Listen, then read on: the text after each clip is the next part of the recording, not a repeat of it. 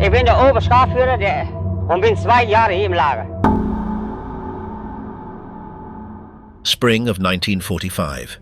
When the Allied armies entered Dachau, Buchenwald and Bergen-Belsen, the concentration camp system was already disintegrating. The SS were carrying out forced evacuations, abandoning posts or fleeing without clear orders. In Dachau, the commander Richard Baer had disappeared days earlier. In Buchenwald, the withdrawal left behind lists, barracks and identifiable men. In Bergen-Belsen, Josef Kramer was still on site when the British arrived. The collapse of power altered all hierarchies. Liberated prisoners pointed out guards recognizable by faces, ranks and blood group tattoos. In Buchenwald, an internal clandestine organization had already disarmed SS members before the Allied entry. In Dachau, some captured guards were shot after being identified. In other camps, former kapos and guards were hunted down inside and outside the perimeter. There were no courts or written orders. There was immediate recognition and direct punishment. This documentary examines how liberated prisoners located, pursued and executed SS guards in the hours when the Nazi system ceased to exist.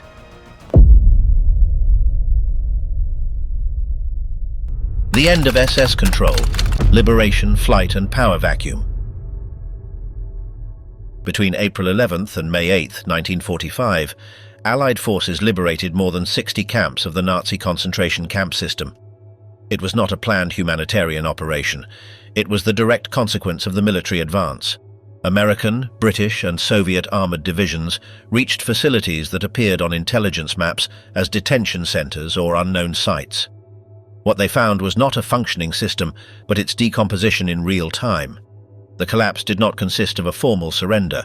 It consisted of the simultaneous rupture of 3 pillars: the hierarchical chain of command, the bureaucratic routine of terror, and the illusion of impunity.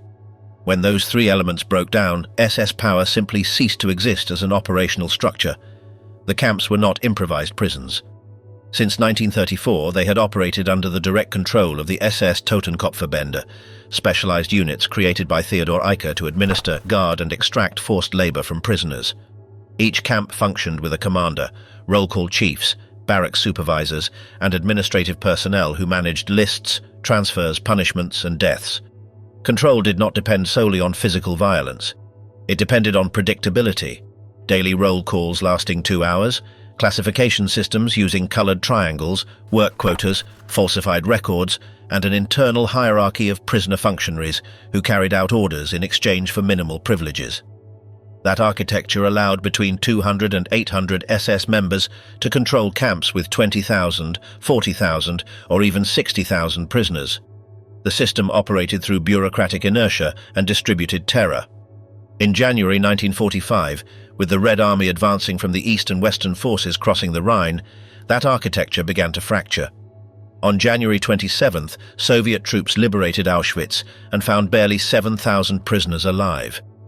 The SS had evacuated more than 58,000 between November and January in forced marches westward. Those evacuations did not follow a clear logic. They responded to contradictory orders from Heinrich Himmler, who oscillated between 3 incompatible directives, preventing prisoners from falling into enemy hands, preserving a labor force for the German war industry, and avoiding the Allies obtaining witnesses to the mass extermination. The result was a deadly logistical chaos. The columns marched between 30 and 50 kilometers a day without food, water or shelter. Those who could not keep pace were shot at the roadside. Transport trains departed without a confirmed destination. Freight cars sealed for days without ventilation, arriving with dozens of corpses at stations that refused to receive more prisoners. Buchenwald illustrates how the collapse of command generated a power vacuum that organized prisoners were able to exploit. On April 3rd, with the US 6th Armored Division less than 80 kilometers away, Commander Hermann Piester received orders to evacuate the camp. Between April 6th and 10th, the SS forced the departure of approximately 28,000 prisoners in marches toward other camps. But the internal clandestine committee, dominated by German communist prisoners and militarily organized since 1943, executed a strategy of passive resistance: falsification of evacuation lists, concealment of prisoners in barracks declared empty, and sabotage of transports through deliberate administrative delays. On April 11th, when the first American patrols approached, Piester ordered the final evacuation of personnel. At 3:15 in the afternoon, the clandestine committee took control of the watchtowers, the weapons depots, and the main gate. When the American division officially entered shortly after 4, it found the camp under the control of the prisoners themselves, with improvised white flags and 21,000 survivors organized by nationality. Buchenwald was not liberated in the strict sense. It was abandoned by the SS and self-liberated by a clandestine structure that had survived years of internal purges. Bergen-Belsen represents the opposite extreme, a collapse with no internal organization capable of containing it. Originally conceived as an exchange camp for prisoners with diplomatic value, it became between December 1944 and April 1945 the terminal point of evacuations from eastern camps. Without gas chambers or industrial extermination facilities, the camp absorbed more than 85,000 people in 4 months, completely overwhelming its designed capacity of 10,000. The commander Josef Kramer received no evacuation orders because the camp no longer had strategic value. It was a human depot in decomposition. When British forces of the 11th Armoured Division arrived on April 15th, they found approximately 60,000 living prisoners and more than 13,000 unburied corpses. Typhus affected 70% of the survivors. There had been no functioning potable water since April 4th. The barracks, designed for 100 people, held between 600 and 1,000. The SS had abandoned sanitary functions and food distribution since March. The British negotiated a 48-hour truce with the local German command to organize the transfer of authority without combat. Kramer and 48 SS members remained in the camp until April 17th. That permanence was not altruism, it was calculation. Kramer knew that fleeing would immediately identify him as guilty. Remaining gave him the possibility of presenting himself as an administrator who had followed orders under impossible conditions. Dachau, liberated on April 29th by American troops, revealed the coexistence of 3 temporalities in the same space: evacuation in progress, partial abandonment of command, and the continued presence of armed guards. Between April 26th and 28th, the SS had evacuated approximately 7,000 prisoners toward the Alps. The train discovered by American soldiers near the station contained 39 cars with approximately 2,300 corpses. Prisoners evacuated from Buchenwald, who had died during a 21-day transport without water or food. Within the main complex, the command structure had disappeared between the night of the 28th and the morning of the 29th, but between 200 and 300 lower-ranking guards remained on duty. When American troops entered, they found approximately 32,000 prisoners alive, bodies piled in the crematorium, and guards alternating between attempts to surrender and sporadic gunfire. Operational confusion was total. Some soldiers accepted formal surrenders, others, upon seeing the rail cars filled with corpses and the crematoria, executed unarmed guards. The exact number of dead that day remains debated, but the central fact is indisputable. The visual impact of the camp shattered American military discipline for several hours. That breakdown of discipline was not exceptional. Allied soldiers arrived without conceptual preparation for what they would encounter. Combat manuals included protocols for prisoners of war, civilian populations, and the surrender of enemy forces. They did not include protocols for installations of industrial human degradation. On April 12th, General Dwight Eisenhower visited Ohrdruf, a subcamp of Buchenwald liberated 3 days earlier. His remark was recorded, "We have been told that the American soldier does not know why he fights. Now at least he will know what he fights against." That statement reflects the immediate operational problem. The liberators were simultaneously confronting a medical emergency, a crime scene, and a moral imperative. Those 3 urgencies were incompatible in terms of standard military procedure. The collapse of the system turned personal identification into the only mechanism of immediate justice. Liberated prisoners did not need files. They had lived under that system for months or years. They recognized faces, uniforms, ranks, and specific functions. They knew who had selected prisoners for the gas chambers, who had beaten them during roll calls, who had stolen rations, who had ordered executions. That direct identification operated without judicial mediation because no intermediate authority existed. In the Gusen subcamp, liberated on May 5th, prisoners lynched between 40 and 50 kapos and auxiliary guards in the first 48 hours. In Mauthausen, Evacuated by the SS on May 3rd, Spanish prisoners from the clandestine committee executed 22 kapos accused of active collaboration in murders before the arrival of American troops. The blood group tattoo became an involuntary mark of identification. Introduced in 1936 for members of the SS Verfügungstruppe and gradually extended to camp guard units, it consisted of a letter indicating the blood group marked on the inner part of the left arm. Its function was medical, to facilitate transfusions in combat if the soldier was unconscious. But in 1945 it became evidence of belonging to the SS. Allied forces used it as a rapid filter in prisoner-of-war camps, where millions of German soldiers were mixed together. It was not absolute proof. Its application was not universal, and some members recruited after 1943 did not have it. But it was sufficient for immediate detention and interrogation. Some attempted to remove the tattoo through cuts, burns, or acid, leaving scars that appeared even more suspicious. The distinction between SS personnel, auxiliaries, and kapos was operationally impossible in the first days. The camps did not operate solely with Germans. From 1942 onward, the system incorporated auxiliary guards recruited in occupied Soviet territories, personnel from foreign units, and, fundamentally, prisoners turned into internal functionaries. Kapos supervised work details, distributed rations, controlled barracks, and applied punishments under orders. Some exercised that power with extreme brutality, others used it to protect specific prisoners or sabotage production quotas. But at the moment of liberation, that distinction was invisible to ordinary prisoners who had only experienced violence. Immediate justice operated without nuance. The power vacuum in the liberated camps lasted between 24 and 72 hours. In that interval, three forces coexisted without a clear hierarchy: liberated prisoners driven by an impulse for revenge, remaining guards without superior orders, and Allied troops without a specific protocol. That coexistence generated spontaneous violence, summary executions, and lynchings that Allied forces did not always attempt to stop. In some cases, such as Dachau, American soldiers directly participated in executions. In others, such as Gusen, they remained passive observers while prisoners settled scores. In Buchenwald, prior internal organization allowed a degree of control.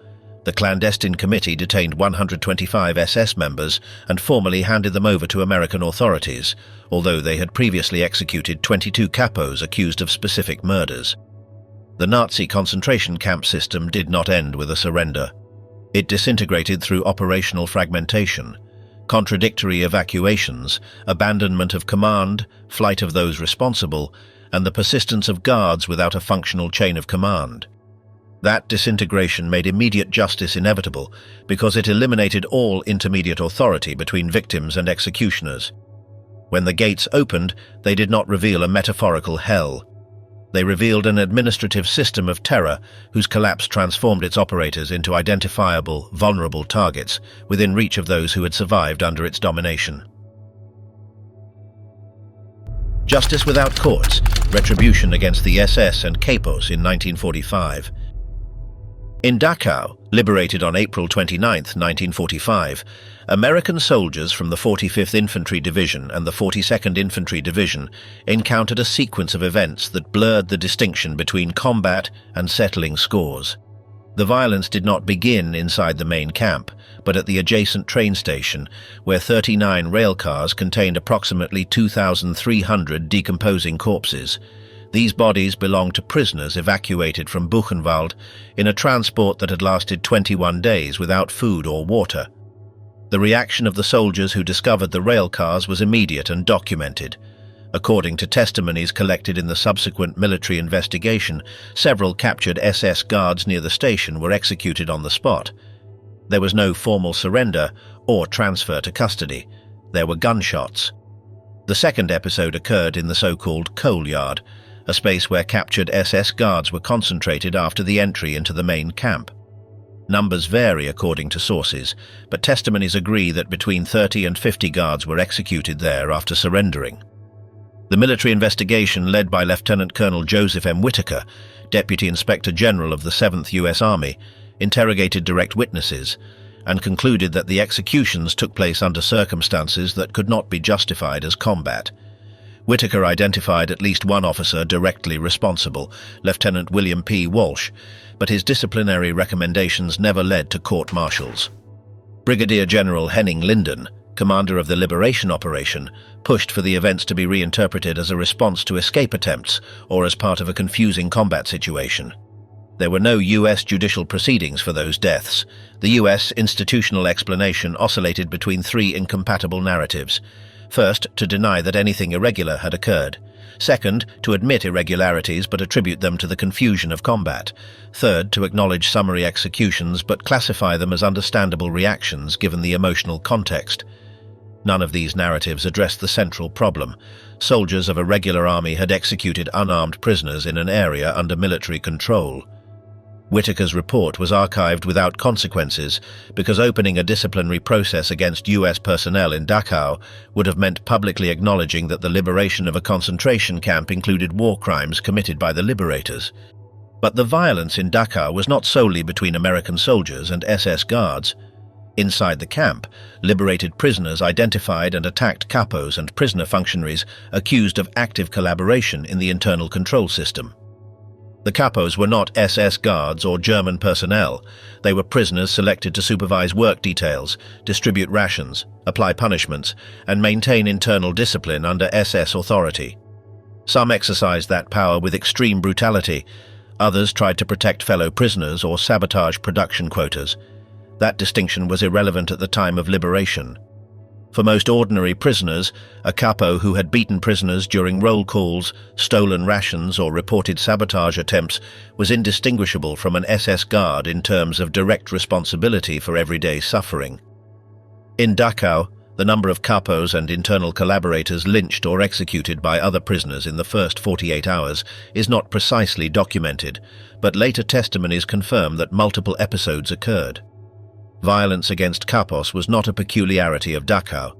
It was a recurring pattern in almost all liberated camps where this internal control structure existed. In the Gusen subcamp, part of the Mauthausen complex, prisoners executed between 40 and 50 kapos and auxiliary guards in the first 48 hours after the SS evacuation on May 3, 1945.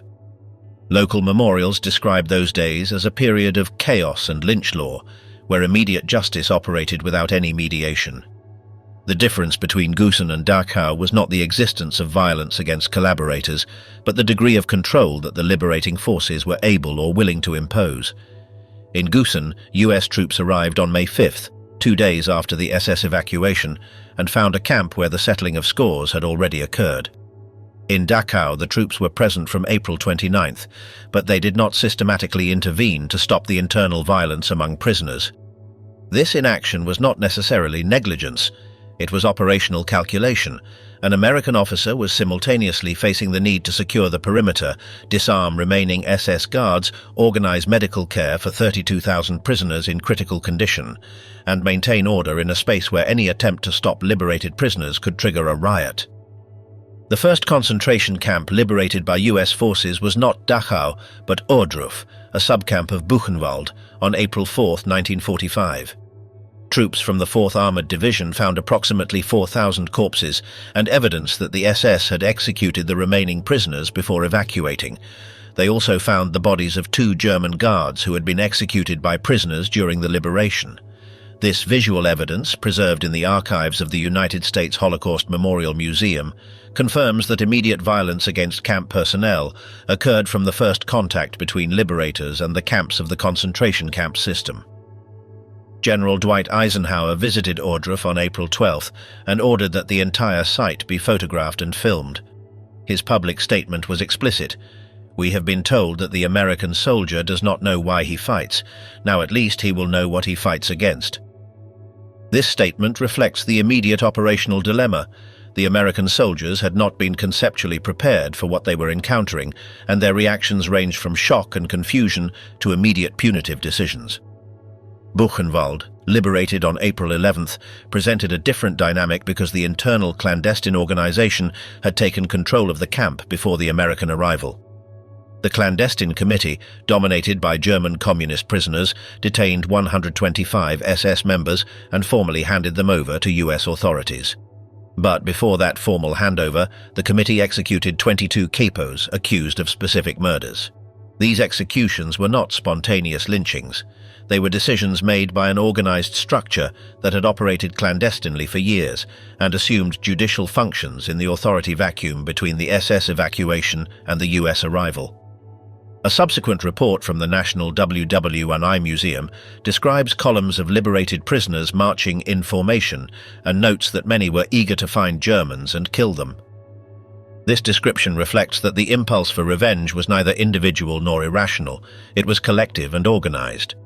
The difference between the violence in Buchenwald and the violence in Dachau or Gusen was the degree of institutionalization. In Buchenwald, the prior clandestine organization allowed revenge to operate with some selectivity.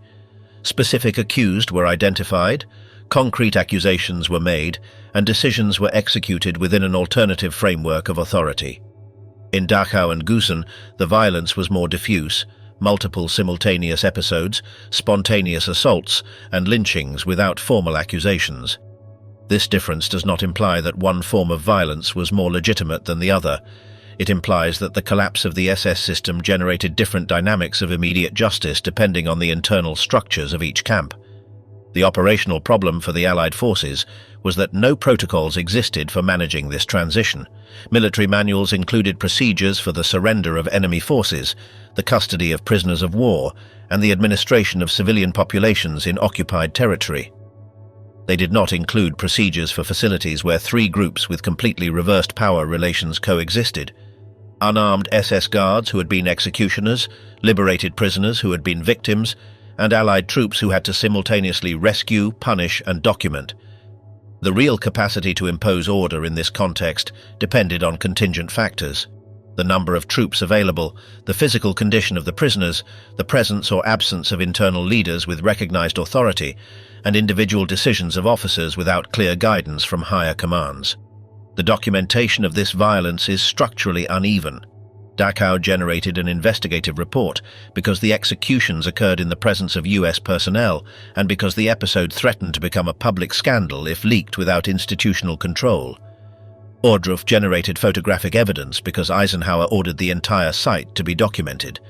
Buchenwald generated later testimonies because the internal clandestine organization survived as a structure and was able to articulate its own narrative.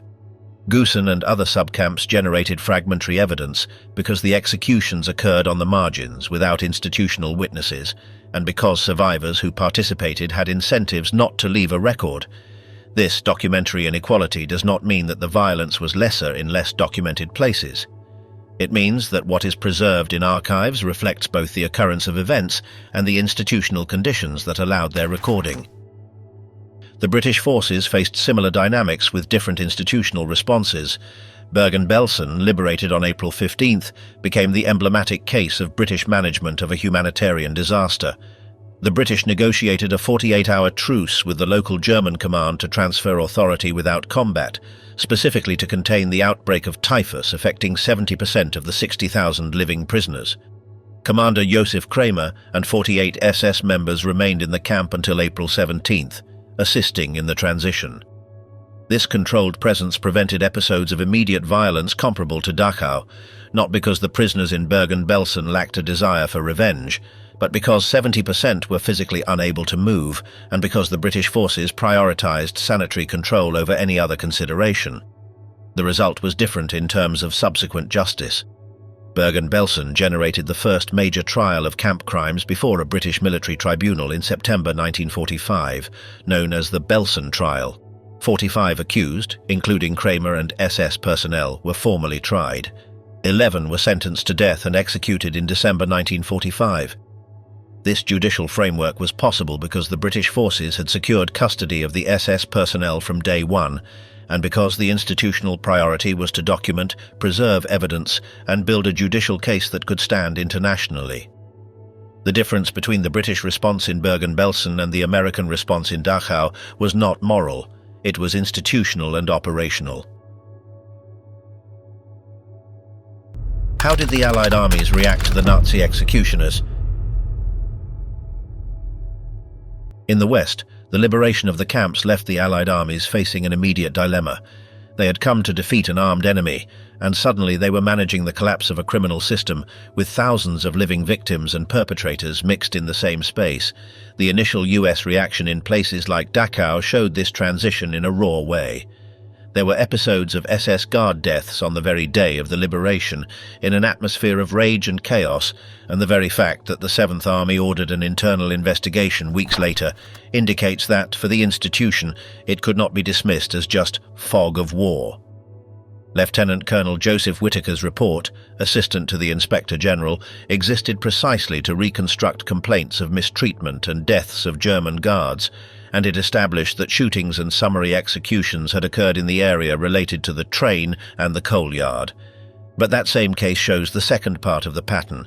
After the initial outburst, the US Army returned to its logic of control, perimeter, custody, interrogation, and evidence preservation. In other words, the brief impulse for punishment tended to be followed by a pragmatic decision. The camp could no longer be a scene of vengeance. It had to become a managed place, with protected prisoners and detained suspects. This shift was not only driven by ethics or abstract discipline, it was driven by operational necessity. Epidemics had to be prevented, internal lynchings had to be stopped, weapons had to be secured, SS had to be separated from the Wehrmacht, names had to be taken, and what had just been discovered had to be documented. The very existence of US military reports about Dachau and what was found in the camp reflects that urgency to register and frame the horror as evidence, not just as an impression. And in parallel, the narrative of many liberating units reveals something important. Improvised justice was a risk not only morally, but politically. As soon as the world knew what was in the camps, it would also look at how the liberators behaved. Dachau, therefore, remained as a double wound, a symbol of the Nazi crime, and at the same time, a reminder that even a disciplined army could break down for moments in the face of evidence. The British, while sharing the shock and the impulse for punishment, had a different situation in Bergen-Belsen from the very first minute. It was not just a camp. It was a sanitary catastrophe with typhus, dysentery, thousands of unburied corpses, and tens of thousands of people on the brink of death. The British authorities arrived in Belsen on April 15, 1945, and found themselves in a scenario where order meant, above all, hygiene, burial, disinfection, and isolation. Within this framework, a form of punishment emerged that had both a practical and symbolic objective, forcing the available perpetrators, namely SS officers and also German prisoners of war employed as labor, to collect bodies, dig graves, and bury the dead.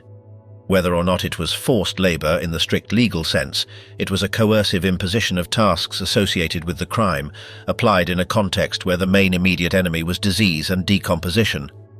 The museum and journalistic documentation of the liberation of Belsen records both the magnitude of the disaster and the fact that British forces forced German personnel in custody to participate in the burial and cleanup of the camp.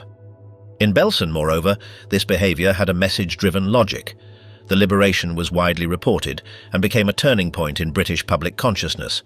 Mass burial not only prevented an out-of-control epidemic, but also served as a way to deny any excuse of "we didn't know." The Imperial War Museum itself highlights the discovery of thousands of bodies and around 60,000 survivors in extreme conditions, and this framework explains why the British prioritized visible and urgent actions: mass graves, bulldozers, doctors, quarantines, and immediate disaster management. The punishment here blended with logistics. Forcing the perpetrators to bury the dead was a public health measure and a brutal way of confronting them with the material result of their system. If, in the West, improvised justice was a brief outburst followed by institutional control, in the East, the immediate post-war period moved across even rougher terrain. First, because the Eastern Front had been a war of annihilation since 1941, with levels of mass violence, reprisals, and destruction that surpassed any comparison with the West.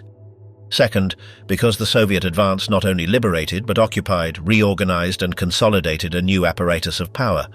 And third, because the Soviet relationship with justice was intertwined with security structures like the NKVD and purging mechanisms that mixed the capture of Nazi criminals with political persecution in the liberated territories.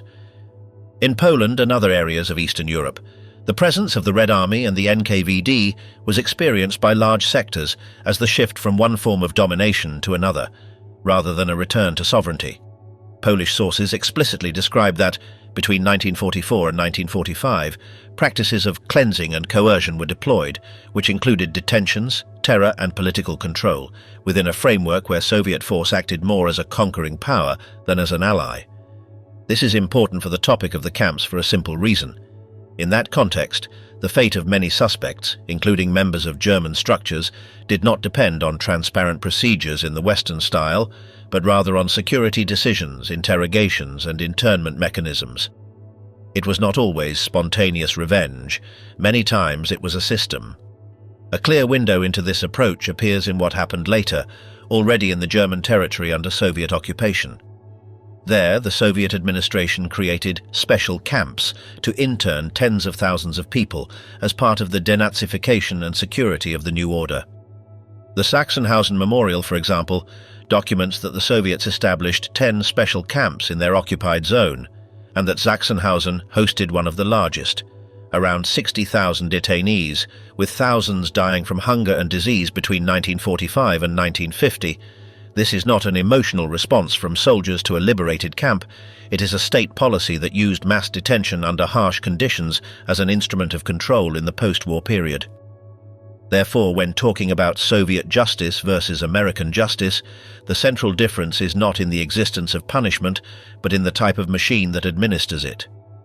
In the American case, even with episodes of reprisal, the movement tends toward formal procedures: military investigation, reports, prisoner classification, evidence preservation, and later tribunals.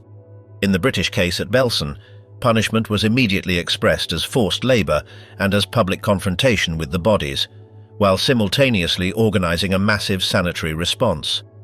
In the Soviet case, the dominant logic was embedded in security and occupation structures: arrest, internment, purging, and control that did not only target the obvious culprits, but also extended to broad categories of dangerous individuals for the new order.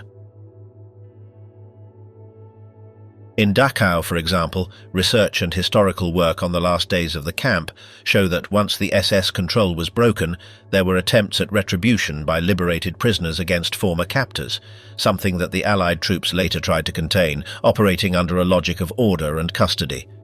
The idea of handing over can exist as a punctual gesture or as an omission, not intervening in time, looking away for a few seconds, or not having enough men to prevent a crowd from rushing in.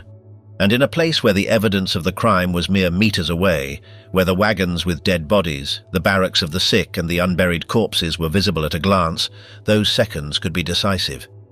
In the East, however, the issue is not understood solely by what happened inside a particular camp, but by the wartime culture with which the Red Army arrived.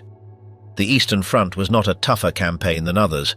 It was a war of annihilation with brutal occupation, mass killings and systematic destruction that affected millions of civilians. Works of historical dissemination based on academic research highlight this combination of combat and occupation violence as the core of the German-Soviet conflict.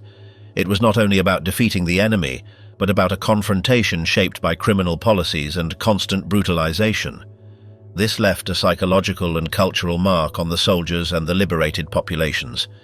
Liberation was not only about rescue, but also about reclaiming territories where the trauma was both total and recent.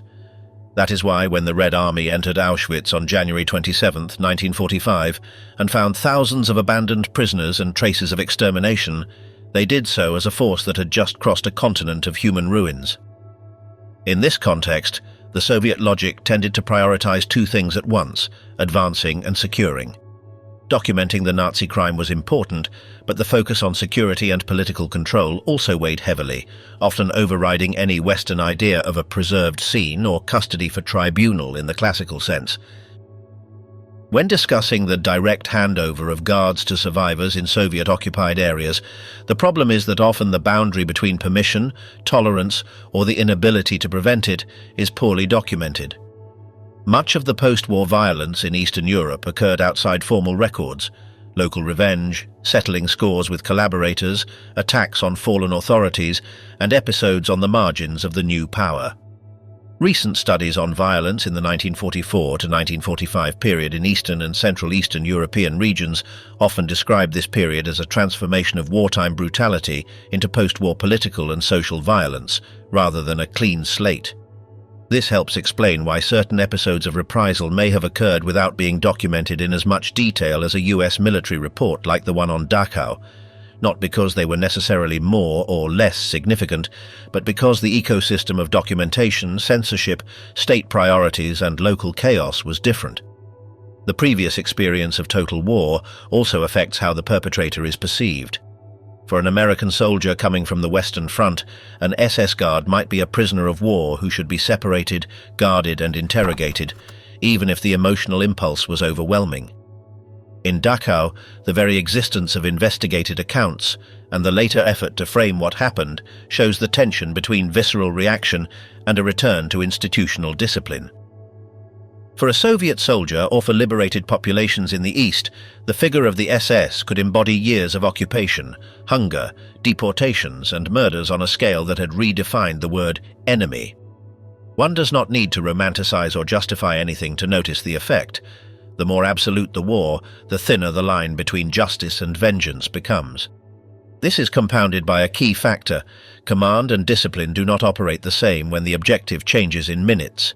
The liberation of a camp was not a city taken or a hill conquered. It was a humanitarian emergency with an epidemic threat, with thousands of people outside any normal social structure, and with perpetrators trying to blend into the general collapse. The chain of command could be intact, but the type of situation exceeded standard instruction, and here emotional reaction filtered even into professional armies. In the West, this is seen in the before and after: outbursts or isolated abuses, followed by the swift attempt to impose control, record, separate, and maintain an institutional narrative.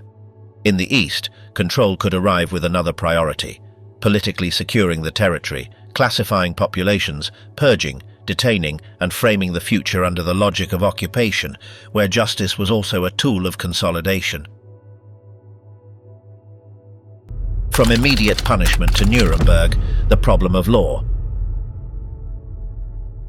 In the days following the liberation, the Allied front advanced so quickly that at times the war seemed to be disassembling piece by piece. A road taken, a village surrendered, a German column broken, and suddenly, behind a barbed wire fence, a world that didn't fit into any previous idea of camp or prison. In this brutal clash between what should have happened according to formal justice, namely the capture, custody, and interrogation of the suspects, and what actually happened, popular justice and lynchings, an uncomfortable question arose for the victors themselves. What happened when the law tried to enter a place where, for years, the law had been a mockery? The official response, at least on paper, was clear even before stepping foot in a camp. The 1929 Geneva Convention on Prisoners of War established a basic principle. The prisoner was in the power of the enemy state, not the individuals who captured him. He was to be treated humanely and protected from acts of violence, and explicitly, reprisals against him were prohibited.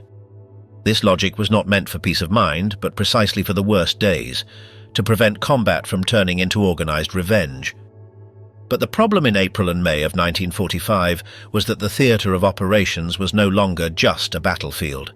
It was a succession of discoveries that pulled soldiers out of the mental framework of conventional warfare and pushed them into a moral terrain where the lines became blurred. In theory, an unarmed and surrendered SS guard would enter the same legal circuit as any prisoner of war: identification, custody, transfer, interrogation, and eventually trial if charges existed. In practice, the very condition of SS carried a different weight. Not because international law ignored it, as the convention applied to the prisoner as a person under custody, but because the symbol was inseparable from the visible crime around. The uniform was not just any uniform, it was the immediate face of a system that had just left behind piled-up corpses, sick people without care, crematoriums, and open pits. This disconnect between norm and reality exploded in the first moments of control. In Dachau, for example, the sequence that later generated more controversy showed the exact point where the law broke. Guards separated from the rest, prisoners lined up, close-range shootings, and episodes where violence became procedure for a while, even if it was improvised. The legal question was simple and harsh. When someone surrendered, did they remain enemy, or did they become a prisoner under protection? The 1929 text left no room for doubt about treatment. Custody was the responsibility of the detaining power, and reprisals were prohibited. The real question, the one felt on the ground, was different. How could immediate self-control be demanded from men who had just seen what they had seen and were still under combat tension, with isolated shooters, rumors of counterattacks, and guards who, in some cases, were still trying to escape or resist? The liberators had to construct a new ethical and moral narrative that did not appeal to vengeance, but rather the institutional reflection of restraining it, channeling it, or at least recording it.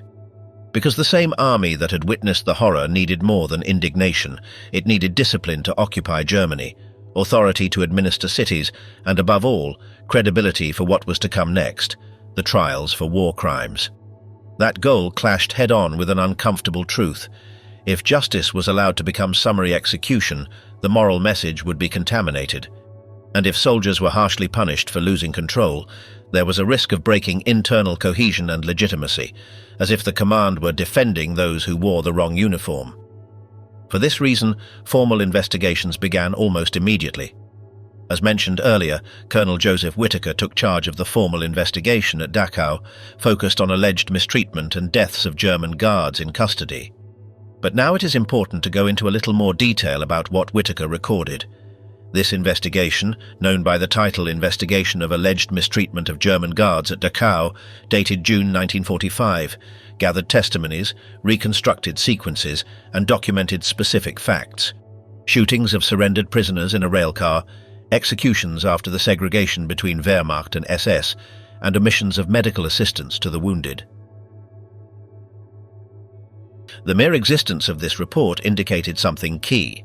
The US military structure understood that, once the surrendered enemy became a prisoner, the issue was no longer combat, but custody, and therefore fell under a different logic: responsibility, regulations, and eventually, a court-martial.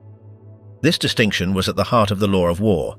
It wasn't a matter of sympathy for the prisoner, but of limits for the captor. The convention, in fact, was based on the idea of state responsibility above individual impulses. There was political pressure and strategic pressure. The Allies were beginning to document Nazi crimes at a near frenetic pace, with intelligence teams and testimony-gathering operations producing field reports to ensure that what was discovered would not remain rumor or oral account. In Dachau, for example, military reports circulated that sought to establish facts and the structures of the camp system shortly after liberation as part of the urgency to record everything. And in parallel, branches and procedures for investigating war crimes in the European theatre were being consolidated, at least nominally, based on frameworks like the Geneva Convention and accepted rules of war. This is the point where the intervention of senior commanders appears, because military justice did not occur in a vacuum. According to widely cited reconstructions, the investigation into Dachau came to contemplate potential court-martials for those involved. However, the chain of command also had the power to shut it down. In this context, it is recorded that General George S. Patton, already appointed as military governor of Bavaria, chose to dismiss the charges, which meant that the witnesses were not confronted in a formal trial and that the case was closed without a military criminal process. That decision, regardless of how it is judged, revealed a dilemma that the Allies faced: maintaining discipline without denying the psychological impact, upholding legality without turning it into a scene of exemplary punishment against their own, and protecting the moral authority of the future trial of the Nazis without opening an internal front that could be read as an equivalence between crimes. In documents cited regarding the case, the idea of mitigating circumstances was also raised. The letter of the law might have been violated, but it was argued that the conditions seen by the first troops made it impossible or unfair to assign individual responsibility with precision long after the fact. Thus, within a matter of weeks, the scenario changed silently. The first day had been driven by impulse. The law disappeared because reality pushed it aside. The second moment was bureaucratic and strategic. The law returned, not as comfort, but as a tool of governance, occupation, and legitimacy. And still, there remained an unresolved issue, because not all the Allies and not all fronts had the same relationship with vengeance, discipline, and the concept of prisoner. In the East, the word custody carried a different weight, and the immediate past of total war pushed for different responses. The problem for the Allies was that the impulse to punish and the obligation to restrain appeared at the same time, in the same place, and in front of the same people. In theory, the framework was clear. Prisoners of war were under the power of the detaining state, not individuals, and they had to be treated humanely and protected from acts of violence. Furthermore, reprisals were prohibited. This was not a moral detail, it was a written rule. And in 1945, that rule still applied. When versions of summary executions began circulating, such as guards being shot after surrendering, shootings at close range, and bodies piled in corners where there was no longer any combat, the natural reaction of a regular army was to try to name and legally frame what was happening. Not because the war was ending in the abstract, but because military control depended on one idea: violence had to be an instrument, not an overflow. This brings into play a tool that may seem minor, but is not: administrative language. In situations where it was no longer possible to undo what had happened, the report, the dispatch, and the exact phrasing served to frame the event, mitigate its public impact, and above all, protect the cohesion of the command. Modern warfare operated with documents. If something could not be justified as combat, then it had to be presented as an incident, as resistance, as an escape attempt. This formula, which stated that a suspect had been shot while attempting to escape, had history. In fact, it had been a recurring fiction within the Nazi system. The SS and police forces frequently used it to describe the murders of prisoners, giving them an appearance of legality and discipline. The bitter irony is that on the other side, there was also the temptation to use similar phrases when the goal was to close a dangerous gap in the official narrative. Not because they were morally equivalent, but because military bureaucracy in any army tends to seek terms that reduce political friction. In a study of the US Army's own professional and ethical system, a striking example appears. Upon learning of a massacre of prisoners in 1943, George S. Patton remarked that the officer should certify that the dead were snipers, or that they had tried to escape or something like that, to avoid scandal in the press and civil anger. That phrase does not describe Dachau, it describes a logic. The logic of a command that, when the event has already occurred, first asks about the political and disciplinary effect. And in 1945, that effect was explosive. The liberation of the camps was being photographed, filmed, and narrated by correspondents. The Allied public, which had heard general reports of atrocities for years, was now seeing concrete images: bodies, furnaces, barracks, death trains. In that context, admitting that Allied soldiers had executed prisoners could be seen as an intolerable stain, or as a comprehensible reaction. And that ambiguity was dangerous. If the overflow was legitimized, the door would open for the war to end not with surrender and occupation, but with a chain of uncontrolled vengeance. Therefore, in many cases, the movement was both double and almost contradictory. First, immediate violence was tolerated or passed over because no one wanted to be the officer who stopped men who had just witnessed horror, and then the attempt was made to restore order through investigation, discipline, and the transfer of responsibilities. Not always to punish harshly, but to close the episode, fit it into a file, isolate it as an exception. The document had that function, to turn the unbearable into a case, the visceral into an incident, the morally dangerous into a resolved matter. Meanwhile, at a higher level, another kind of response was being prepared: formal justice, deliberate, slow. And slow not due to a lack of will, but due to scale. To judge, the Allies needed more than fury. They needed an international structure, a definition of crimes, a court rules, evidence, translation, logistics, custody of the accused, and above all, a political objective: that the punishment would also be a historical record impossible to deny. This design was consolidated with the London Agreement of August 8, 1945, which established the basis for the International Military Tribunal and its charter. But even after that step, the process was gradual. There was an inaugural session in Berlin on October 18, 1945, before the machinery was moved to Nuremberg, where the main trial formally began on November 20, 1945. Here lies the heart of the contrast. Immediate punishment was a matter of minutes or hours. Formal justice a matter of months. And this interval was not a vacuum. It was a period of occupation, interrogations, the hunting of fugitives, the reorganization of prisons and displaced persons camps, epidemics, famines, repatriations. In this world in ruins, the idea of waiting for the tribunal could feel like an affront to some survivors and a relief to some officials. Waiting meant that the state was reclaiming the sovereignty of punishment, which was no longer the mass or the impulse, but the procedure. However, deferred justice was not simply softer. It had another ambition. The goal of Nuremberg was not just to punish individuals, but to demonstrate a pattern, how a criminal state was designed, how orders were obeyed, how murders were masked with bureaucracy, how an entire system was executed with signatures, stamps, chains of command. In that sense, Nuremberg sought something that revenge could not give, a global record. Yet the tension did not disappear. Formal justice was also selective. It could not judge everyone, nor every guard, nor every collaborator. It chose primary culprits, constructed categories such as war crimes and crimes against humanity, and let thousands of lesser cases fall into other courts, into denazification or simply into oblivion. This selection, inevitable, fueled resentment. For some, the fact that a well-dressed official ended up in a well-lit room and not in a muddy courtyard felt like injustice.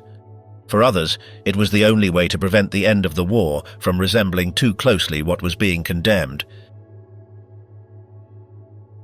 The moral questions raised by the liberation.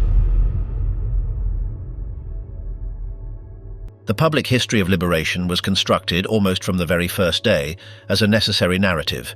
The gates opened, the crime was exposed, and the Allied armies appeared as the force that set the world back on its axis. This narrative had real value, as it clearly stated that the Allies had saved lives, stopped murders, and documented evidence, but it also served another function: to order the moral chaos. Because in the same place where the horror was discovered, there were also episodes that didn't fit with the image of the liberator as an impeccable figure. This clash is clearly seen in what historians call, without euphemisms, a sensitive issue.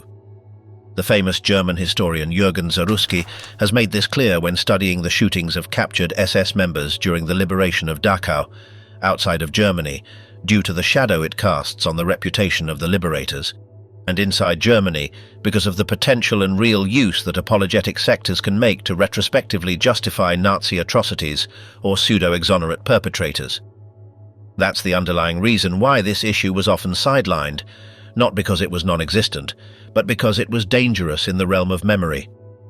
Opening that door could feed the deceptive argument of everyone did the same, right when the world was trying to prove, with evidence, that the Nazi system was not just another violence in the war, but a state machinery of persecution and extermination. The consequence was a kind of narrative selection. In survivors' memoirs, for example, these events appear, but as a marginal aspect compared to the overwhelming weight of the liberation itself. The priority of memory was survival, not creating a moral account of the moment when power changed hands.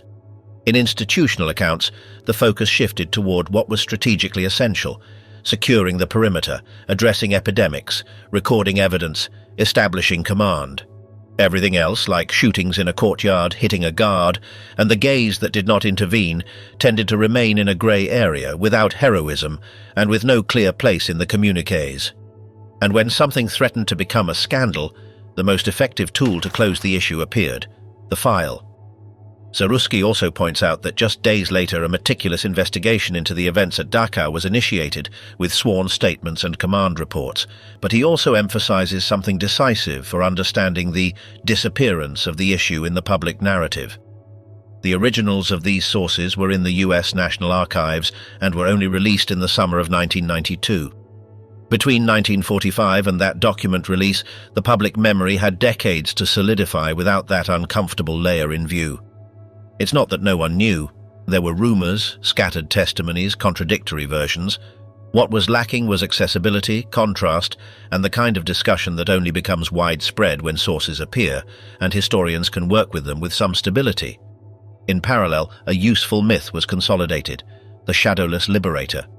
Useful because the post-war period needed clean symbols to rebuild legitimacy and sustain the great trial that was coming. With Nuremberg, justice had to be deferred, but public, rigorous, international. The world had to see the perpetrators seated, identified, confronted with documents, not just punished by impulses. The inaugural session of the International Military Tribunal was on October 18, 1945, in Berlin, and the main trial formally began on November 20, 1945, in Nuremberg. For this justice to work as a foundational act, a sharp contrast was needed: organized crime versus restored legality. In this framework, immediate revenge was a noise that was attempted to be reduced. But history does not remain silent forever. It changes form. What didn't fit into the official narrative resurfaced over time in late testimonies. Many veterans described decades later the psychological shock of entering the camps, the mix of nausea, anger, and bewilderment, and how this shock altered their understanding of the war and their own conduct. There were also voices of soldiers, doctors, and correspondents who recalled that moment when discipline seemed insufficient to process what was seen. These are not uniform or convenient accounts. Precisely for that reason they matter, because they break the idea that human morality is automatic, that it activates by itself in the face of absolute evil like a perfect machine. This is the door through which the concept of the grey zone enters, and it is here that precision is necessary. Primo Levi formulated this idea to describe the moral complexity within the concentration camp universe, where the Nazi system pushed victims into ambiguous positions to exploit minimal privileges by performing control tasks, thus establishing a sinister survival system in exchange for concessions, without erasing the fundamental difference between executioners and the persecuted. His point was that the reality of the lager cannot be reduced to two pure blocks, victims on one side and persecutors on the other, because the system itself was designed to degrade relationships, induce complicity, and generate degrees of coercion and responsibility that are difficult to judge from the outside. What is disturbing is that this idea, originally meant to describe the internal camp experience, helps illuminate what happened in the minutes following liberation. Not because Allied soldiers and liberated prisoners became equivalent to the SS, but because the line between justice and vengeance became in some places as thin as a gesture. There were kapos identified and punished by other prisoners. There were guards handed over to mobs. There were soldiers who intervened and soldiers who did not. All of this coexisted with the attempt to restore legal order. And this coexistence is in itself a form of the grey zone, not the one of systemic crime, but the one of momentary moral collapse. The comfortable narrative prefers heroes without fractures. The reality of 1945 did not offer that. It offered human beings. Some reacted with extraordinary self-control, others with an impulse for immediate punishment, others with a paralysis that they later confused with guilt. And upon this diversity, a tension was mounted that never completely disappears. When an evil is so absolute, can the human response remain pure without cost? The Geneva Convention prohibited reprisals against prisoners of war. The principle was written. What is difficult to accept is that, even with the written principle, real behavior can deviate when the mind is confronted with something it was not prepared to see. So why is this issue still uncomfortable today? For two reasons that pull in opposite directions. The first is moral. Recognizing shadows in the liberator seems to some a way of diminishing the liberation or tarnishing the memory of those who did the right thing under impossible conditions. The second is political. Denialist or relativist sectors seek exactly that crack to turn it into propaganda, as some extremist authors tried to do by distorting the episode to relativize the condemnation of National Socialism or invert the moral sense of liberation. But silence is not a solution, because silence is also a weapon. When the complex is omitted, the ground is left open for the complex to be hijacked by those who manipulate it the worst. To speak about this seriously requires two statements at once, without allowing one to negate the other. Liberation was a historical act of rescue and revelation of the crime, and at the edge of that act, there were episodes of vengeance and summary executions that show human fragility under extreme shock. It is not an equivalence, it is a warning. The final warning does not aim to judge 1945 from a comfortable chair, but to understand what happens to morality when it is pushed to the limit. Public memory needs symbols, yes, but mature memory also needs full truth. Because if the camps taught anything, it is that degradation doesn't start suddenly. It starts when it is accepted that there are lives to which rules do not apply. And if anything the moment of liberation taught us, it is that even those who come to restore rules can for a moment feel the temptation to suspend them. That is the edge. That is the place where history becomes uncomfortable, but also where it becomes truly useful. Because if the shadowless liberator is a myth, then the lesson is not that morality is guaranteed, but that morality is a task. It is sustained with discipline, with institutions, with boundaries, with honest memory. And that honesty, which distinguishes the ability to look at the good without turning it into sanctity, and the horror without turning it into an excuse, is even today a form of defense.